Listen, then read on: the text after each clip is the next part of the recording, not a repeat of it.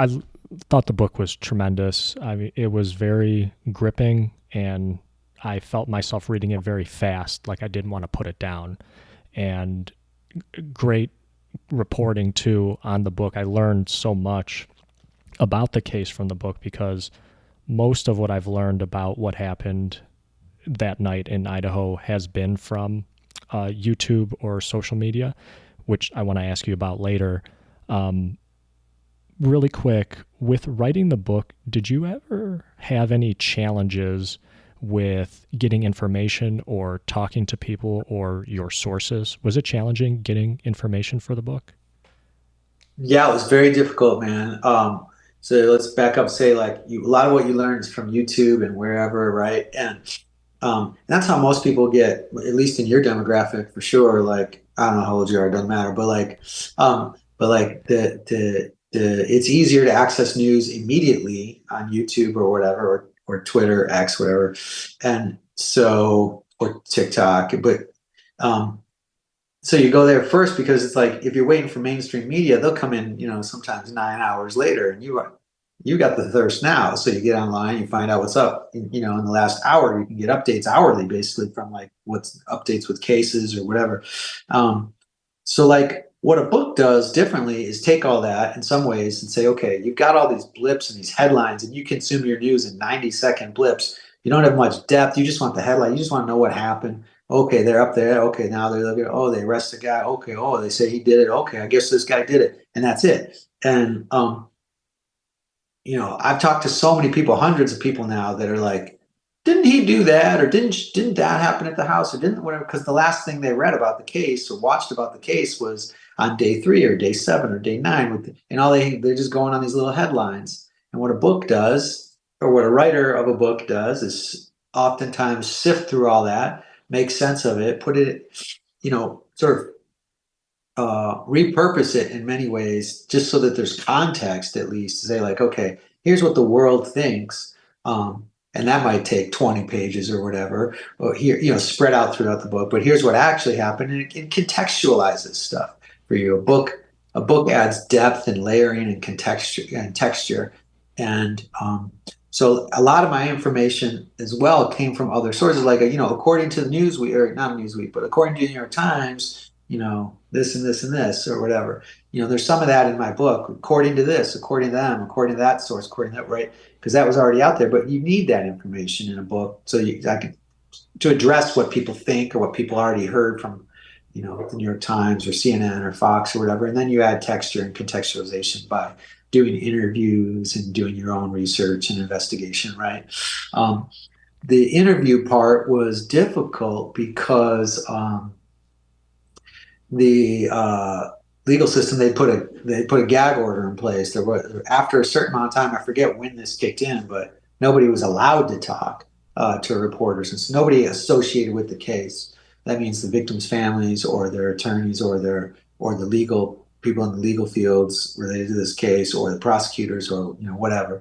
Um, or the cops, and all that stuff. And so people weren't talking. So the people you'd want to talk to, you want to call the coroner and say, hey, can we talk about this case? Whatever. The coroner can't talk to you. You want to call the prosecutor's representatives, they can't talk to you. You want to call the cop who was on the scene, they can't talk to you. They want, you want to call even the sister of whatever, one victim. Well, they can't talk to you either, because that part of that gag order is spreads to all those family members and stuff. So that was tough, man. So I ended up getting interviews though, but it was tough to track people down. I did get some interviews. I talked after, and you feel like a jerk too, because you got to do what you got to do to get the story, but also you want to give people an opportunity. So like if I'm writing about your daughter, and you're Steve Gonsalves, or you're Ben Mogan, or you're Jeff Cornoto, or you're Mr. Chapin or Mrs. Chapin or whatever, and I'm writing about your kid, um, it's not just that I want to interview you for information so I can put it in my book and whatever. It's because I want to give you an opportunity. Like, I'm writing this book with or without your interview, because this is what writers do. They their purpose and their mission and their passion and and whether they like it or not, their dharma or whatever you want to call it, like is to write, um, to investigate through writing and to understand the world through writing. And so I'm doing this book right at the time, and you could not answer my calls because you think fuck you. Um, but and that's cool. You have every right to do exactly that. Or you could answer my calls and tell me what you want to tell me, because then you have a voice in the book that I'm writing. And so it's tricky. You don't want to be a jerk, but you want to push a little bit. You want to make contact at least, because you need to make people understand, like, hey, I'm offering you an opportunity here to like tell me something. Tell me what your boy was like. Tell me how you're feeling. Tell me what you'd like to see happen. Tell me where you're at. But some people don't want to, and some people do. And I talked to, I managed to get an interview from one representative of each family of the victims. I talked to two of the moms, one of the dads, and then one of the family's closest friends, and in a different family. And it's like I was able to get these interviews, and I talked to some friends of victims. I talked to associates, coworkers of victims.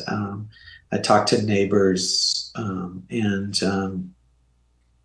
I got some information, and it was helpful, to piece together like who these people were and what it felt like after the murders in town, what it felt like in town, how these people, the neighbors, like dealt with, there's a lot of PTSD, your next door neighbor,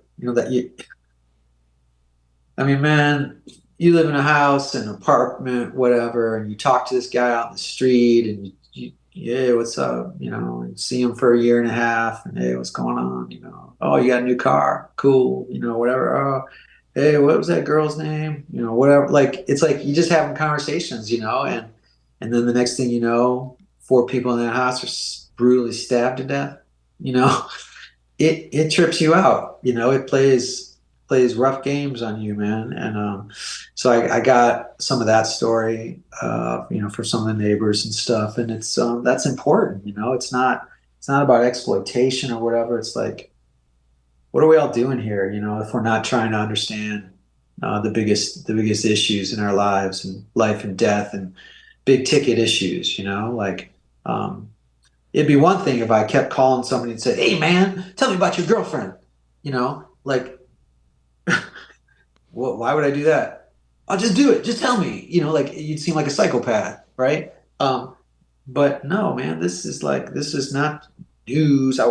When I was writing this book, I wasn't chasing news, right? I was trying to understand um, the universe, trying to understand the world. Like, what chaos do we live amongst?